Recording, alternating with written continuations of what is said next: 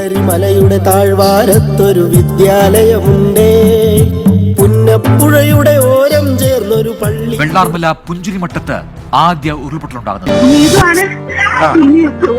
ഉരുള് പൊട്ടിയിട്ടുണ്ട്. ഞങ്ങളൊക്കെ വീട്ടിലൊക്കെ വെള്ളം ഒന്ന് ആരോടെങ്കിലും നമ്മൾ പറയൂട്ടാണോ സാറ്? ഞാൻ വിളിച്ചിട്ടുണ്ട്.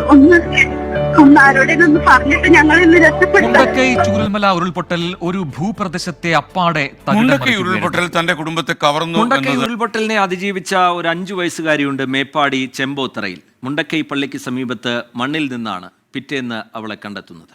ഉമ്മയും ബാപ്പയും ഉൾപ്പെടെ കുടുംബത്തിലെ 9 പേരെ ഉമ്മയും ബാപ്പയും ഇത്തയമടക്കം ഒരു കുടുംബത്തിലെ 9 പേരെ നഷ്ടപ്പെട്ട 5 വയസ്സുള്ള കുഞ്ഞു ബാലിക ബന്ധുക്കളും സ്വന്തക്കാരും മറ്റും തിരിച്ചു വരും എന്നും നഷ്ടപ്പെട്ടതൊന്നും അറിയാതെ നിഷ്കളങ്കയായ ആ കൊച്ചു പൈതൽ അവരുടെ സംരക്ഷണം ഇപ്പോൾ വയസ്സായ അവരുടെ ഉപ്പാപ്പയ്ക്കാണ്.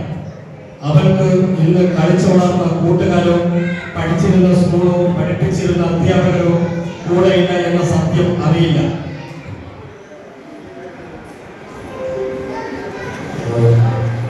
ബാപ്പയുടെയും ഉമ്മയുടെയും ലാളനയും വളരേണ്ട കുട്ടിയുടെ നഷ്ടപ്പെട്ട ബാല്യകാലം ഈ കുഞ്ഞു പൈതലിനെ എല്ലാ സൗഭാഗ്യങ്ങളും നൽകുവാനും ജഗദീശ്വരനോട് പ്രാർത്ഥിക്കാം. ഈ മഹാദുരന്തത്തിൽ നമ്മളിൽ നിന്ന് പ്രകൃതി കൂട്ടിക്കൊണ്ടുപോയ മനുഷ്യരുൾപ്പെടെയുള്ള എല്ലാ ജീവജാലങ്ങൾക്കും ആത്മശാന്തിക്കും നിത്യശാന്തിക്കായി നേർന്നുകൊണ്ട് ഇനിയൊരു മഹാദുരന്തം ആവർത്തിക്കാതിരിക്കാൻ നമുക്കെല്ലാവർക്കും ഒരുമിച്ച് കൈകോർത്ത് പ്രകൃതിയെ സ്നേഹിക്കാം.